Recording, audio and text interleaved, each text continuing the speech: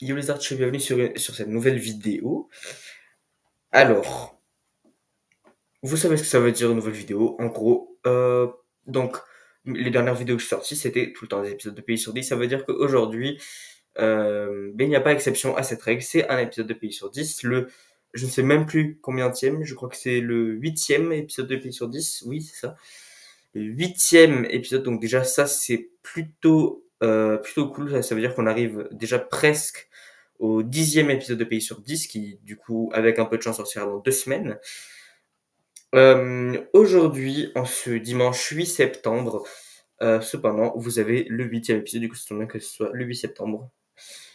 Alors, cette fois-ci, j'ai pas fait de vote pour savoir sur quel pays vous vouliez que je fasse cet épisode, parce que aujourd'hui, le 8 septembre, en fait, c'est la journée nationale pas que d'un pays, mais de deux pays. Ces deux pays sont la Macédoine du Nord et Andorre, donc les deux finissent en or. Et du coup, forcément, vous le savez, à chaque fois que c'est la journée nationale d'un pays, je fais la vidéo sur ce pays. C'était déjà ce qui s'est passé pour l'Irlande, pour la France et pour le Pérou. Du coup, il n'y a pas exception à cette règle non plus. Mais par contre, je devais choisir sur quel pays entre la Macédoine du Nord et Andorre. Et je vais pas mentir, j'ai même pas essayé de tourner une roue ou quoi. C'est juste que je pense que mes connaissances sur Andorre sont plus approfondies que celles sur la Macédoine du Nord. Donc, elles sont pas parfaites non plus, hein. Je connais presque rien d'Andorre, je connais presque rien de la Macédoine du Nord. Mais du coup, j'ai quand même décidé de faire l'épisode sur Andorre aussi. C'est un pays qui est frontalier à la France, donc je me suis dit quand même qu'on avance un petit peu sur les pays frontaliers à la France.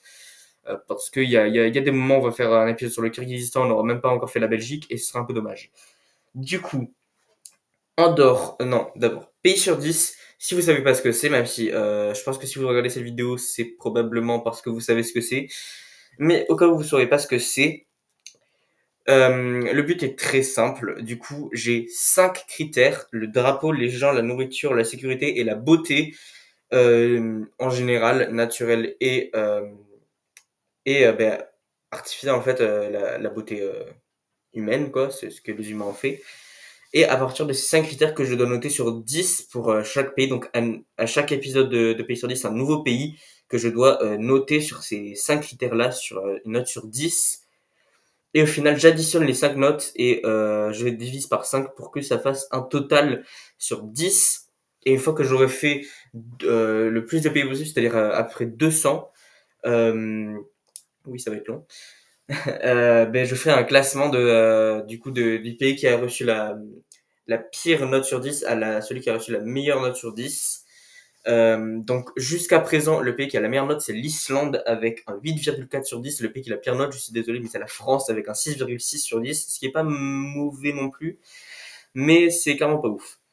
Donc maintenant, on va passer sur Andorre. Du coup, je dois noter chaque critère sur 10. Rappelez-vous que c'est des critères personnels, ça veut dire que si vous n'êtes pas d'accord, et vous ne serez probablement pas d'accord, ben c'est pas nécessaire de me dire clairement que mon goût c'est la merde, des trucs comme ça. C'est pas encore arrivé et j'espère que ça n'arrivera pas. Euh, mais du coup, je vous autorise forcément à laisser dans les commentaires votre propre classement, votre propre note sur 10 du pays, voir un peu ce que vous pensez du pays et tout. Je sais qu'il y a déjà une ou deux personnes qui ont fait ça, de dire un peu leur classement en fait de chaque pays dans les commentaires. Du coup, c'est sympa et c'est un peu interactif et tout, donc c'est bien.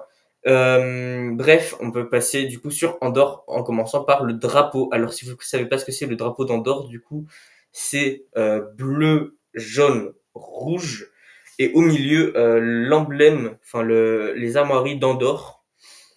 Et du coup, en gros, c'est le drapeau de la Roumanie avec les armoiries d'Andorre. Et je trouve que le drapeau, franchement, il est vraiment très beau. J'aime beaucoup les armoiries, elles sont très jolies, il y a une vache dessus, donc ça c'est bien.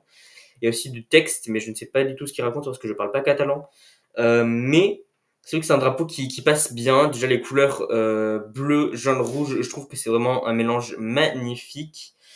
Je trouve bien mieux que bleu, blanc, rouge parce que je vais dire un truc un peu bizarre, mais je pense que le blanc dans les drapeaux tricolores, dans les drapeaux qui sont très simples, une barre, une barre, une barre, soit verticale, soit horizontale, je pense que le blanc, c'est un peu surfait dans ces drapeaux-là parce que à chaque fois, ça rend le drapeau plus classique et plus basique, un peu plus, enfin pas moche, mais c'est juste que c'est moins original, ça se distingue moins. Donc c'est bien, je trouve ça bien que Candor ait fait bleu, jaune, rouge et de bleu, blanc, rouge, parce que oui, ils auraient pu. Parce que si vous savez pas ce que c'est les couleurs, pourquoi ces couleurs pour Andorre, et ben c'est très simple. En fait, c'est des barres verticales et à gauche, c'est du bleu pour représenter la France. Et après, si c'est jaune et rouge, c'est pour représenter l'Espagne, parce que c'est entre la France et l'Espagne, et du coup, c'est logique de faire un drapeau un peu mélangé. Et après, leurs propres armoiries. Et boum, ça fait un drapeau pour un pays entre l'Espagne et la France. Du coup, oui, c'est logique, mais à la fois, c'est pas très original, mais j'aime bien quand même. Le drapeau, il est mignon, et du coup, j'ai donné la note d'un 8 sur 10, qui est pareil que j'avais donné au Maroc, un Maroc qui est un drapeau très simple. Ça, c'est le drapeau du Maroc. Voilà. Bon, y a pas y a pas cet emblème d'habitude, hein. Du coup, c'est le drapeau du Maroc. Et j'ai donné la même note en Andorre que je viens de vous décrire, mais dont je n'ai pas le drapeau sur moi.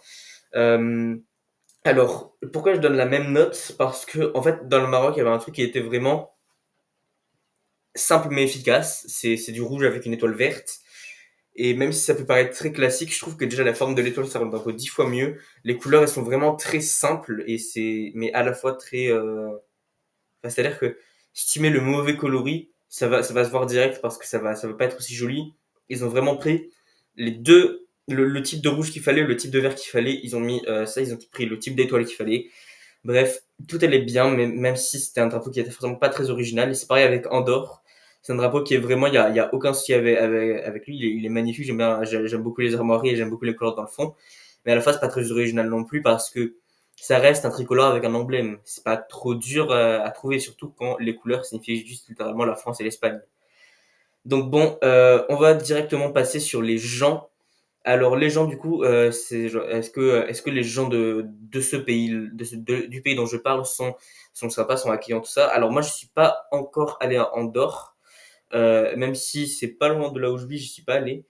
Mais du coup, ça fait que je connais personne d'Andorre, que j'ai jamais entendu une seule personne d'Andorre. Donc,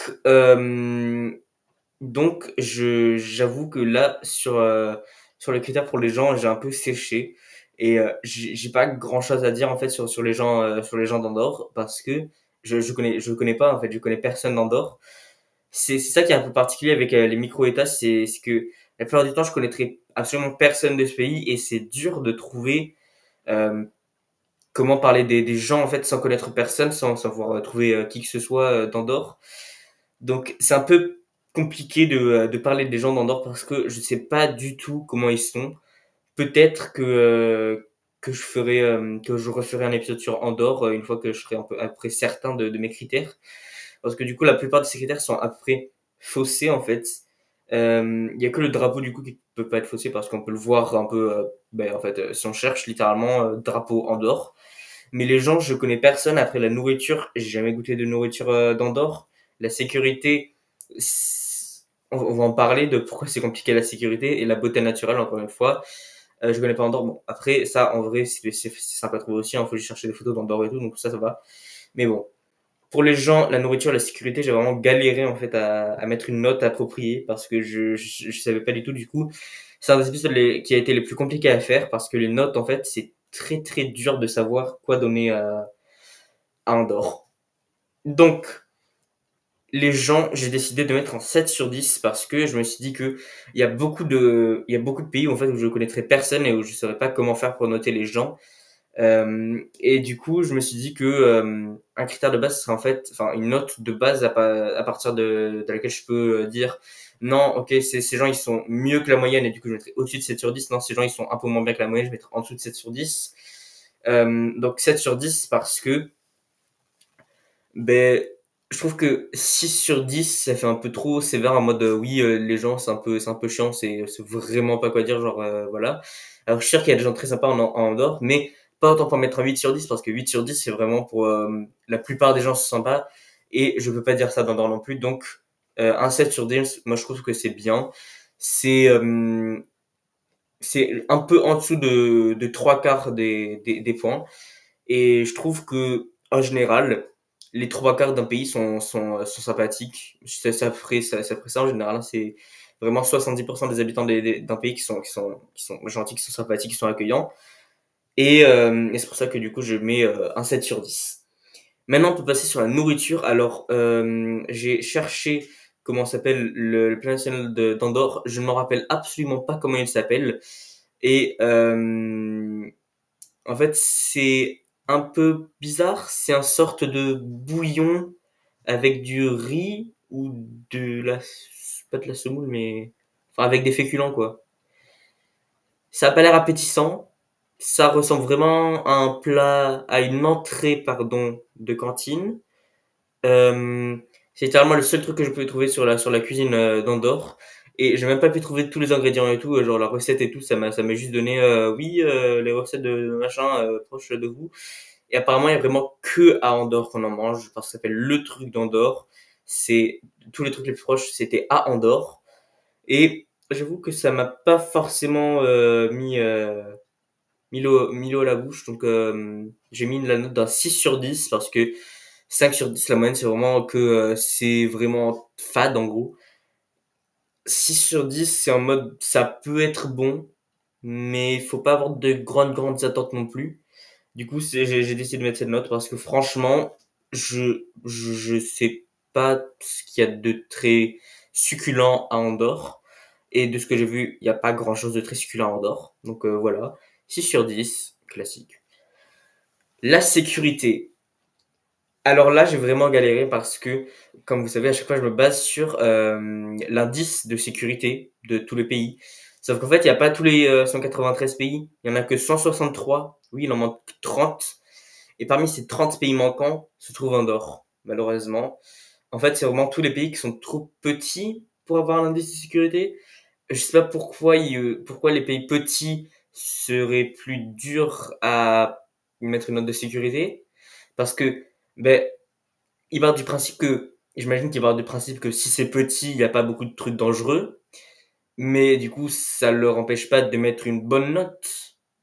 Juste parce qu'un pays est petit, ça veut pas dire qu'il mérite pas de bonnes notes. Du coup, à la place, je me suis basé sur les précédentes notes que j'avais données. Bon, l'histoire ne se compte pas parce que j'avais donné un 10 sur 10. Je me suis notamment basé sur la France. J'ai vu que la sécurité, j'avais mis un 7 sur 10 parce que c'était très variable. Les États-Unis, j'avais mis un 6 sur 10 parce que je trouvais que c'était quand même un peu plus dangereux que la France. Les trucs qui sont dangereux, en général, c'est à peu près les mêmes choses en France et aux États-Unis, mais aux États-Unis, c'est bien plus accentué et c'est beaucoup plus mortel forcément. Andorre, j'ai mis un 8 sur 10 parce que je pense qu'il n'y a pas de grande chance que tu aies un accident. Alors, quand je parle de sécurité, forcément, c'est que c'est-à-dire que si t'es pas en sécurité, pour moi, c'est pas à cause du paysage, tout ça, ça c'est pas vraiment la faute du pays en fait. C'est vraiment juste à cause des gens, enfin des actions humaines. C'est-à-dire que si on met une mauvaise note à la sécurité, c'est à cause de ce que les humains font, pas ce que la nature fait, parce que bon, ça franchement, à part peut-être les épisodes où comme le Brésil, tout ça, peut-être que je vais améliorer la sécurité aussi par rapport à l'Amazonie. Mais même moi, ça m'étonnerait, enfin peut-être plutôt du coup l'épisode sur le Suriname. Là, je pense que je me baserai sur l'Amazonie parce que il y a rien d'autre au Suriname. Mais bon, à part ça, je sais pas du tout comment je pourrais noter la nature, hein. Bon bref, Andorre, la sécurité, je mets un 8 sur 10 parce qu'il y a très peu de chances que tu rentres dans un accident, mais à la fois, je pense que c'est pas le pays le plus sécurisé non plus, hein. Je pense que déjà Andorre, au pas de la case, forcément, il y a des casinos. Donc ça, déjà, ça peut aider euh, à la dangerosité, l'alcool, tout ça. L'alcool, c'est vraiment pas cher à Andorre.